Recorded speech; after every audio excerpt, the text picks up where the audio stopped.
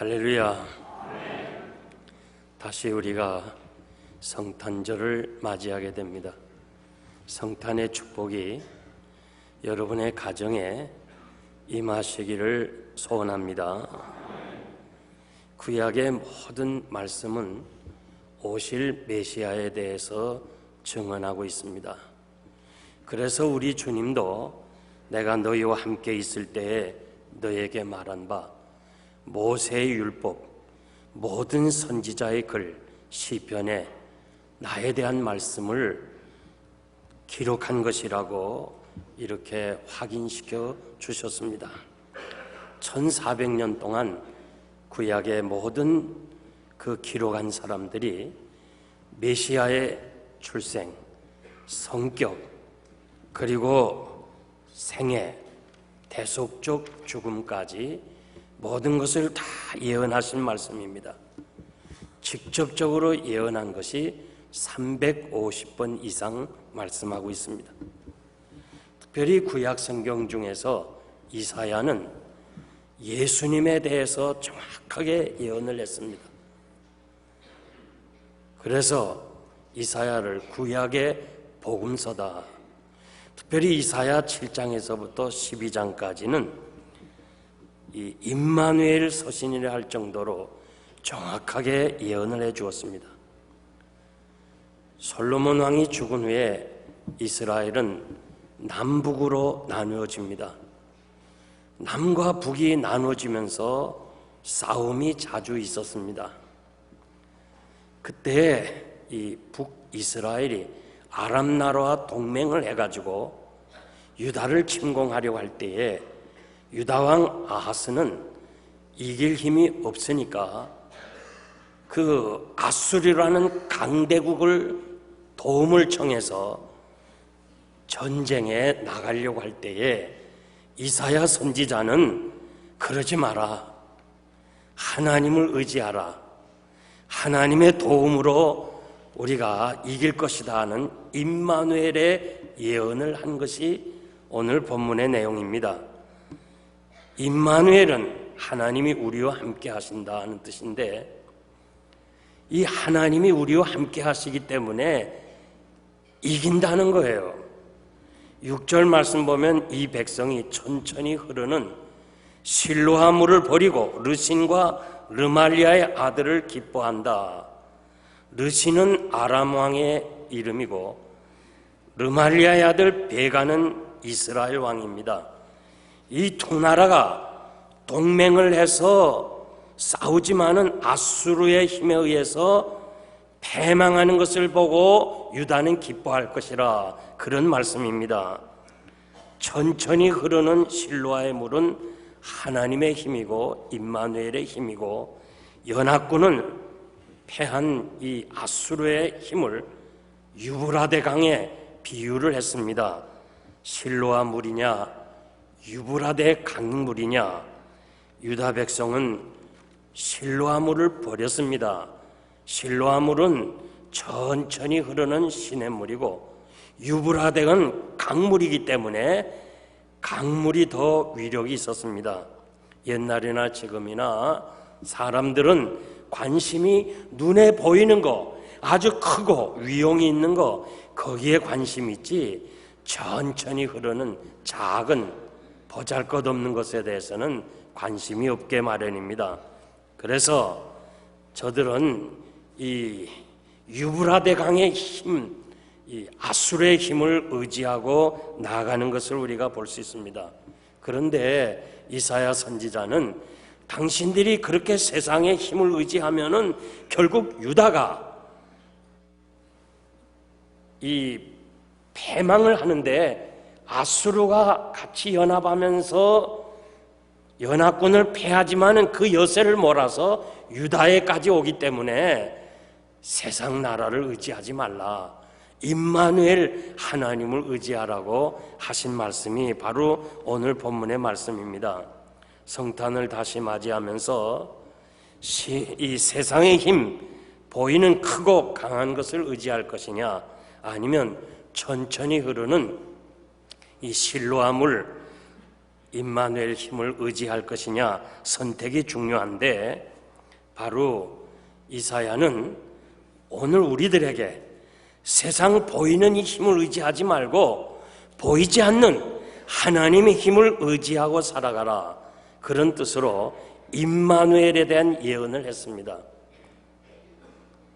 오늘 이 성탄절을 맞이하면서 또 여러분 마음속에 이 임마누엘 신앙, 이것이 아는 것으로 거기에 멈추지 말고 그 신앙이 나의 살이 되고 피가 되는 이 체험적 신앙을 가지는 여러분들이 되기를 간절히 소원하는 마음으로, 임마누엘, 이 속에 무슨 메시지가 담겨 있는가 세 가지를 말씀드리겠습니다. 첫째는 구원하심, 구원이 있다는 말씀입니다. 마태복음 1장 21절 보니까 아들을 낳으리니 이름을 예수라 하라. 이는 그가 자기 백성을 죄에서 구원할 자임이라. 보라, 처녀가 잉태하여 아들을 낳을 것이요 그 이름을 임마누엘이라 하라. 예수라는 말은 구원자라는 말입니다. 예수님이 이 땅에 구원자로 오셨습니다. 사람은 누구나 태어나면서 원죄, 이 오리지널 신, 이 원죄를 가지고 태어납니다. 모든 문제는 죄 문제고 죽음 문제입니다. 인간이 죄와 죽음 문제가 해결되지 아니하면 진정한 행복이 없는 것입니다. 요한일서 5장 12절 보니까 아들이 있는 자에게는 생명이 있고 하나님의 아들이 없는 자에게는 생명이 없느니라. 아담이요 모든 사람은 죄를 범하고 하나님의 영광에 이르지 못하게 되었지만은 그리스도 예수 안에 있는 구속으로 말미암아 하나님의 은혜로 우리는 값없이 의롭다 하심을 얻게 되었다고 말씀합니다. 요한복음 3장 17절 말씀 보면 예수님이 니고데모에게 하나님이 그 아들을 세상에 보내신 것은 세상을 심판하려 하심이 아니고 저로 말미암아 세상을 구원하심이니라. 예수님은 구원자로 세상에 오셨습니다. 이것이 바로 임마누엘입니다. 천사가 예수님의 오심을 큰 기쁨의 좋은 소식이라고 말씀합니다. 세상에서 기쁜 소식이 많지만은 가장 큰 기쁨의 소식은 우리가 죄에서부터 자유를 얻고 구원받고 하나님의 자녀가 된 것, 이것이 가장 큰 기쁨의 소식인 줄 믿습니다. 이사야는 이사야 51장 11절에서 구원받은 사람을 이렇게 예언합니다. 여호와께서 구속된 자들이 돌아와서, 여호와께 구속된 자들이 돌아와서 노래하며 그 머리 위에 영영한 기쁨을 쓰고 즐거움과 기쁨을 얻으리니 슬픔과 탄식이 달아나리라. 성탄절, 여러분 성탄절 하면 무엇이 떠오릅니까? 아이들은 아마 산타 생일이다, 혹은 선물이다, 혹은 어른들은 발이다, 야 이번에 장사가 잘 되겠다, 이렇게 떠오르지만은 여러분들은 성탄절 하면 예수 그리스도의 대속의 죽음, 나를 위해서 세상에 오신 주님, 나의 구원자, 이 사실이 여러분에게 기억되고 떠올라야 될 줄 믿습니다. 그래서 크리스마스라는 말은 크리스메스, 그리스도에게 예배드린다, 그런 말이에요. 그러므로 오늘 우리가 성탄절을 맞이하면서 여러분 중심에서 하나님께 감사 예배 드리시기를 바랍니다. 구원받은 이 감격을 가지고 하나님께 감사하는 것, 이것이 바로 성탄절을 맞이하는 사람의 자세입니다. 사도 바울은 이 성탄절을 맞이하는 사람에 대해서 아주 정확하게 디도서 2장 11절에서 14절을 말씀했는데, 모든 사람에게 구원을 주시는 하나님의 은혜가 나타나라는 말을 썼는데 이것이 임마누엘입니다. 우리를 양육하시되 경건치 아니한 것, 이 세상 정욕으로 사는 것, 이거 다 버리고 근신함과 의로움과 경건함으로 살게 했고, 선택입니다. 선택은요, 세상 것, 과거의 것을 버리고 새 것을 택하는 것이 선택이에요. 선택하면서 과거를 못 버리면 그 새 것에 대한 의미, 성탄의 의미를 깨닫지 못합니다. 성탄을 수없이 맞이하면서도 성탄의 진정한 의미를 깨닫지 못하는 것이 뭐냐? 과거의 것을 버리지 아니하고 계속 그냥 성탄에만 택하려고 하니까 그 의미가 없다는 거예요. 버려야 성탄의 의미를 찾을 수 있어요. 13절 보니까 복스러운 소망과 우리의 크신 하나님 구주 예수 그리스도의 영광이 나타나심을 기다리게 되었느니라. 진정한 성탄은 뭐예요? 오실 메시아에 대한 그 예언의 말씀대로 주님이 오셨고 주님이 대속해서 우리의 죄를 다 사해 주셨고 우리가 하나님의 백성으로 구원받았으니 다시 오실 주님 예언한 대로, 구약에서 다시 오시겠다고 예언한 대로 그 주님이 오시겠구나, 주님을 기다리는 대망, 이 재림신앙이 바로 성탄을 맞이하는 사람의 자세라는 거예요. 구원받은 우리들은 재림신앙으로 무장해야 되고, 14절 보니까 그가 우리를 대신하여 자신을 주심은 모든 불법에서 우리를 구속하시고 우리를 깨끗하게 하사 선한 일에 열심하는 친백성이 되게 하셨느니라. 주님이 나 위하여 임마누엘로 오셨고 나 위하여 십자가에서 죽으시고 나 위하여 부활하시고 나로 하여금 하나님의 백성으로 삼았으니까 이제 우리가 할 일이 뭐냐 하면 이 땅에서 구원받은 사람답게 하나님의 영광을 위해서 하나님의 백성으로서 살아가는 것, 이것이 바로 임마누엘의 축복인 줄 믿습니다. 두 번째는 보호하심입니다. 6절에 보니까 이 백성이 천천히 흐르는 실로아물을 버리고, 우리 성경은 조금 힘들게 번역했지만은 현대인 성경은 이렇게 번역했어요. 백성이 나의 따뜻한 보호를 거절하고, 유다 백성이 하나님의 따뜻한 보호를 거절했다고 그랬습니다. 임마누엘, 이 말은 하나님이 우리와 함께 하시고 우리를 보호하신다, 그런 말이에요. 나는 선한 목자라, 선한 목자는 양들을 위해서 생명을 버렸느니라. 주님이 말씀했어요. 내가 저희에게 영생을 주노니 영원히 멸망치 아니할 것이요 또 저희를 내 손에서 빼앗을 자가 없느니라.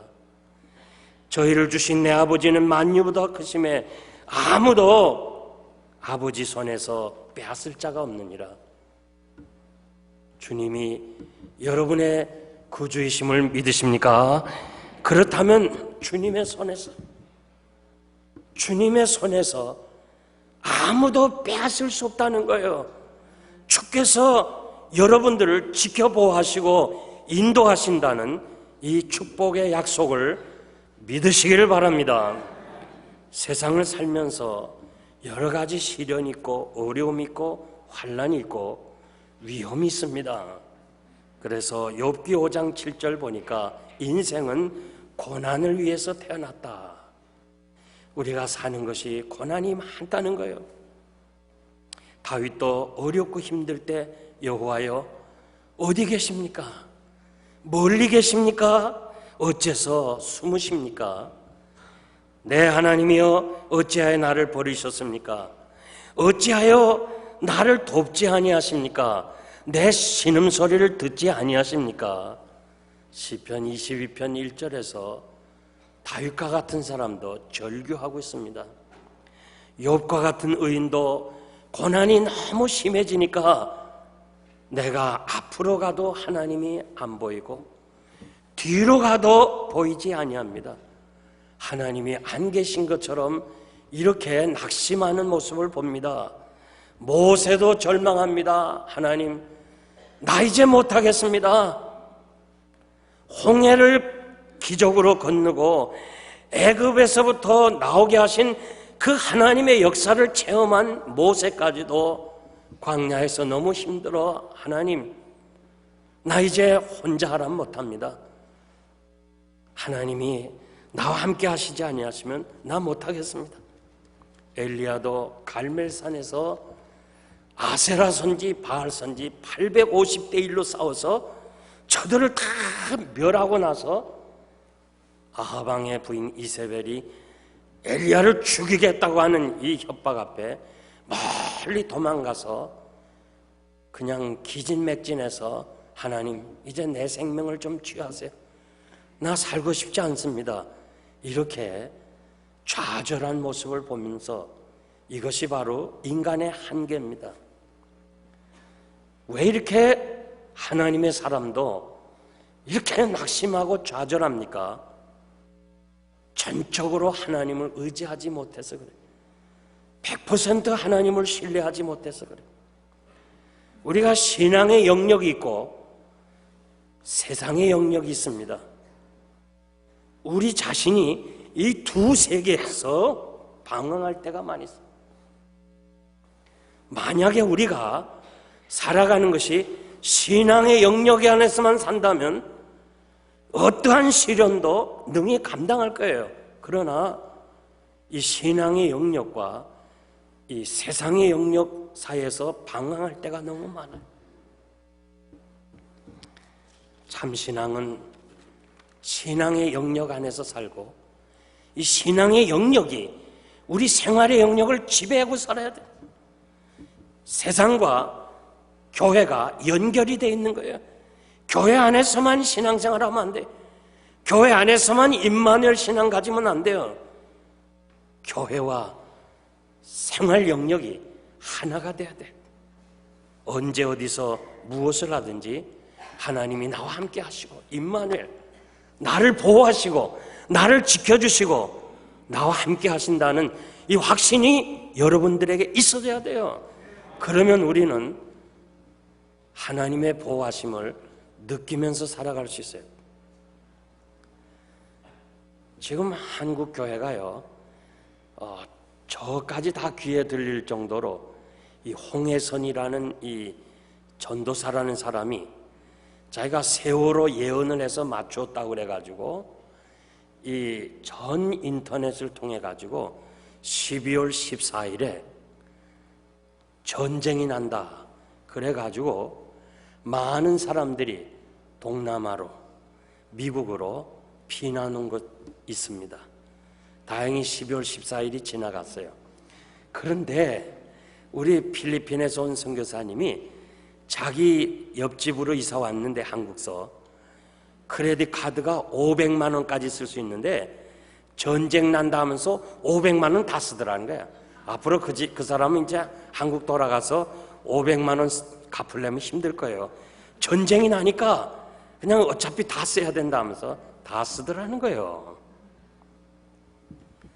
이것이 우리 예수 믿는 사람의 한계입니다.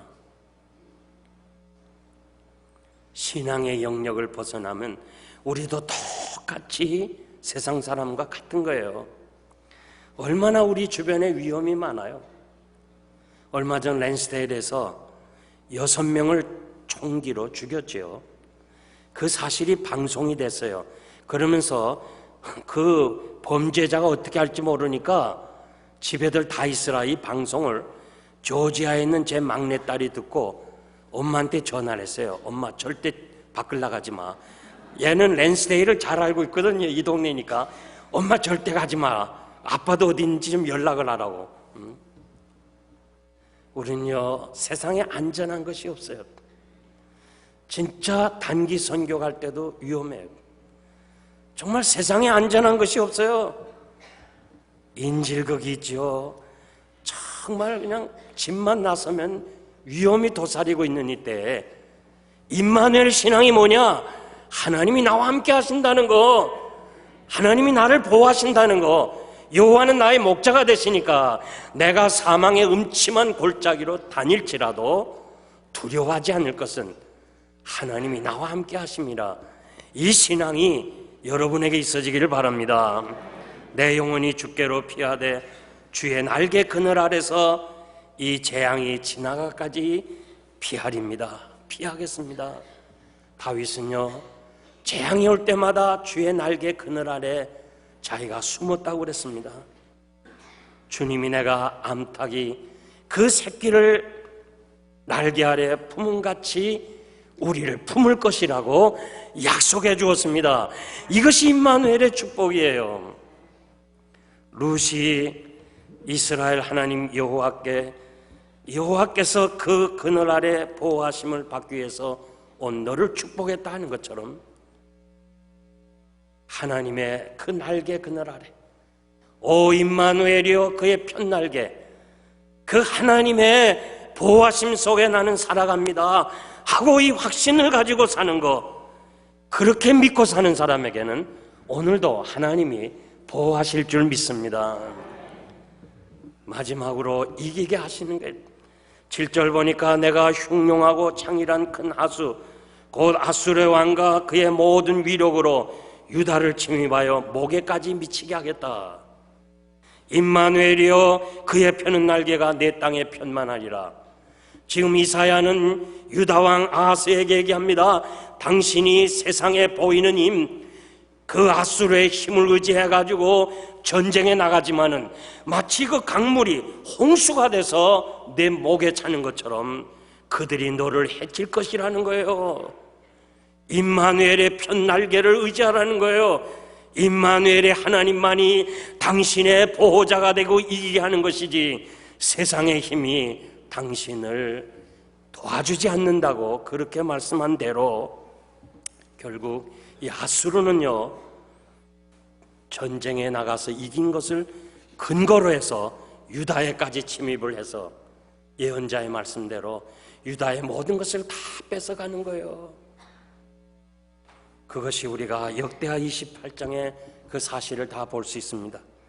이사야는 유다왕이 백성에게 아수르 의지하지 말고 임마누엘 의지하라 하면서 하나님만이 우리에게 이기게 하신다면서 임마누엘이요, 감탄사의 임마누엘이요, 킹제임스 성경은 오 임마누엘이요, 공동번역에 보니까 아 임마누엘아, 현대인의 성경 보니까 임마누엘의 하나님이 우리와 함께 하신다. 야, 지나고 나면 하나님이 이기게 하셨구나. 그 감탄, 아 임마누엘아. 우리 한번 연습해 봅시다. 감탄사를 섞어서 아 임마누엘아. 지금 여러분 잘 모르지만요, 이제 지나고 나면요, 야 하나님이 하셨구나, 하나님의 은혜구나. 요한일서 5장 4절에 보니까 대저 하나님께서 난 자마다 세상을 이긴다고 그랬어요. 예수께서 하나님의 아들을 되심을 믿는 사람에게는 세상을 이긴다는 거예요. 너희는 이름을 너희에게, 이것을 너희에게 이름은 너희로 내 안에서 평안을 누리게 하려 함이니라. 세상에서 너희가 환난을 당하나 담대하라, 내가 세상을 이겼노라. 여러분, 우리 주님이 우리의 모든 것을 다 체험하신 주께서 너희가 세상에서 환난을 당하고 시련을 당하지만은 담대하라, 담대하라, 내가 세상을 이겼노라. 내가 도와주어서 너희로 하여금 세상을 이기게 하겠다는 거, 이 약속을 여러분 붙잡으시기를 바랍니다. 그래서 사도 바울은 로마서 8장에서 위대한 신앙 고백을 하는데, 이 모든 일로 인하여 우리를 사랑하시는 이로 말미암아 우리가 넉넉하게 이긴다. 시련이 오고 환난이 오고 고통이 오고 매맞음이 있고 그 사경에 헤매고 이런 모든 것을 경험한 사도 바울은 우리를 사랑하시는 주님으로 말미암아 우리가 넉넉하게 이긴다고 그렇게 고백을 했습니다. 고린도전서 15장 57절 보니까 우리 주 예수 그리스도로 말미암아 우리를 이기게 하시는 주님께 감사하노라. 우리를 이기게 하시는 하나님께 감사한다고 그랬어요. 여러분을 이기게 하실 줄 믿습니다. 한국에서는요, 공무원 참 좋습니다. 공무원은 한국은 처음 들어간 9급이에요. 9급. 9급에서 쭉 올라서 1급까지 가요. 근데 미국은 반대로 1급에서부터 출발해요. 처음에다 1급에서 출발해서 15급이 정상이에요. 그런데 우리 교회 집사님이 14급까지 올랐어요. 그래서 이 미국 동북부 지역, 저 메인스테이트까지 모든 정부 기관의 돈을 이 집사님이 주고 감독하고 하는 그 중요한 기관의 수장이 됐어요. 수장.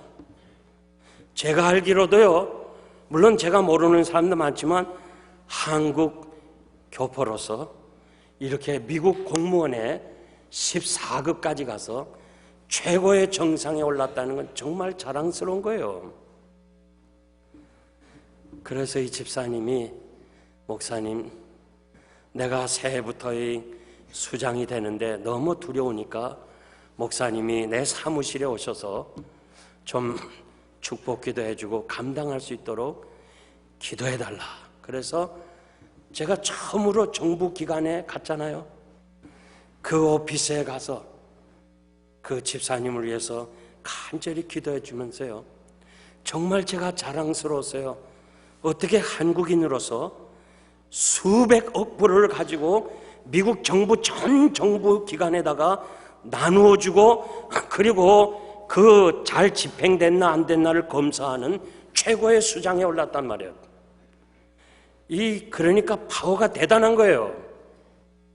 그래서 그 정부 기관에 들어가는데도 뭐 무사통과예요. 난 그분이 그럴 줄 몰랐어요. 그런데 그분이 이렇게 말해요. 목사님, 제가 중학교 때 이민을 왔다는 거예요. 불법 체류자가 돼서 어머니 바느질하는 데서 도와줘야 되고, 아버지 목공하는 일에서 도와줘야 되고, 그리고 대학에 들어가야 되는데 영주권이 없어가지고 결국 대학에도 들어가지 못하고, 할 수 없이 군대 가야 되고, 그러면서 그 어려운 가운데서 신앙으로 교회 생활하면서 믿음으로 살아왔는데, 오늘 내가 이렇게 수장이 된 것이 하나님의 은혜가 아니고 그 과거에 어려웠던 시절, 그 정말 청소년기에 와서 이민 와서 그 불법 체류자로 헤매고 수고하는 그 봉제 공장에서 일하는 그런 시절이 다 하나님의 은혜라는 거예요. 그 사실을 지금 깨달았다는 거예요. 난 너무너무 내가 감동이 왔어요. 야, 이런 집사님이 우리 교회에 있다니. 응? 여러분들의 형편이 가난합니까? 가난한 거 은혜입니다. 병들었습니까? 병든 것도 은혜입니다. 정말 사업에 어려움 당합니까? 실패가 있습니까? 그것도 하나님의 은혜입니다. 그런 모든 과정, 하나님의 백성에게는요, 당하는 경험 버릴 게 하나도 없어요. 버릴 게 하나도 없어요. 다 하나님께서 그것을 통해서 합력하여 선을 이루시고 나를 하나님의 사람으로 이끌어가는 거예요. 사랑하는 성도 여러분, 하나님의 은혜는 무엇인가 잘 돼서만이 은혜가 아니라 지금 현장, 지금 여러분의 현실, 이것이 하나님과 함께 하시는 임마누엘, 하나님이 함께 하시는 하나님의 축복인 줄 믿습니다. 우리가 고난을 당할 때 왜 하나님 이 고난을 해결해 주지 않습니까? 하면서 하나님은 어디 계시느냐 방황할 때도 있지만, 하나님은 여러분의 고난의 현장에서 임마누엘로 함께 하실 줄 믿습니다. 감당하게 하실 줄 믿습니다. 그리고 하나님의 나라를 위해서 귀하고 존귀하게 사용하시리라 믿습니다. 이렇게 우리 이민사회에서 미국인들을 다 지배하면서 모든 정부의 강요들, 책임자들이 우리 집사님 밑에 와서 예산을 받아가야 되는, 이렇게 세워주신 이 은혜가 결코 쉽게 된 것이 아니고 어렵고 힘들면서도 하나님 의지한 결과로 하나님이 그를 그렇게 세워주셨습니다. 사랑하는 성도 여러분, 임마누엘 신앙 가지고 여러분들이 승리하시기를 바랍니다. 이제 제가 말씀을 맺겠습니다. 워싱턴 DC 에리아에서 방송하시는 켄스킬 목사님이 계시는데, 이분은 수년 동안 방송 설교를 하면서 그 청취자들에게 이렇게 말합니다. 여러분들이 무슨 질문할 거 있으면은 피오 박스로 혹은 전화로 이야기를 해달라. 그러면 제가 답변하겠다. 그리고 또 이 방송을 유지하도록 도네이션을 해달라는 거예요. 세월이 가도 아무도 질문하는 사람도 없고 도네이션 하는 사람도 없어요. 그래서 이 길 목사님이 너무 힘들어가지고 이 방송을 더 이상 할 수가 없으니까 너무 마음이 괴로워서 가족을 데리고 자기도 모르게 하염없이 95 사우스로 계속 가는 거예요. 가다가 버지니아 비치까지 왔어요. 그 허름한 모텔에 가족을 내려놓고 바닷가에 나옵니다. 겨울 바다에서 외칩니다. 하나님 어디 계십니까? 하나님이 지금 어디 계십니까? 하나님이 나와 함께 하십니까? 내 어려움을 아십니까? 하면서 그는 절규에 가까운 하나님을 향해서 원망 섞인 기도를 합니다. 그때에 공중전화 박스에서 전화가 울립니다. 아무도 없는 이 겨울 바다에 전화 박스에서 전화벨이 울리니까 이 길 목사님이 자기도 모르게 그곳에 가서 전화 수화기를 뜹니다. 그랬더니 상대가 길 목사님이냐 묻는 거예요. 깜짝 놀라는 거예요. 아무도 모르게, 자기도 여기 오고 싶어 온 것이 아니고 어쩌다가 왔는데 나를 알고 있다니 무서워서 수화기를 놓습니다. 다시 전화벨이 계속 울려요. 그래서 좀 숨을 고르고 침착하게 전화 수화기를 듣습니다. 길 목사님입니까? 스피킹. 그렇다. 나는 목사님의 설교를 계속 듣고 있었던 사람입니다. 내가 지금 자살하려고 하는 직전에 있습니다. 그러면서 바닷가에서 그분과 쭉 상담을 합니다. 그러면서 이분이 말해요. 목사님 감사합니다. 다시 한번 살아보겠습니다. 다시 내가 삶의 현장으로 돌아가겠습니다. 그런데 자매님, 내가 여기 있는 걸 어떻게 아셨습니까? 예, 자기가 자살하려 하면서 마지막 하나님께 기도했대. 하나님, 길 목사님이 어디 계십니까? 길 목사님 한번 찾고 싶습니다. 아무리 연락해도 아는 사람이 없었어요. 그래서 이 여자가 간절히 기도하니까 공중전화에는 전화번호가 있습니다. 그 전화번호부가 떠오르더래요. 그래서 일로 전화했다는 거예요. 이 길 목사님은 하나님은 나의 전화번호까지 아시는구나. 잘 못 알아들으면 God knows my phone number. 하나님은 내 전화번호까지 아시는구나. 용기를 얻고 나는 하나님이 날 버리신 줄 알았는데 하나님은 내 있는 곳을 아시는구나. 그리고 다시 방송국으로 돌아가서 위대한 방송 설교자가 됩니다. 여러분, 창조신앙 가져야 돼요. 십자가 부활신앙 가져야 돼요. 동시에 성탄을 맞이하면서 임마누엘 신앙, 하나님이 나와 함께 하신다는 이 임마누엘 신앙 가지고 여러분들이 승리하시기를 바랍니다. 기도하겠습니다.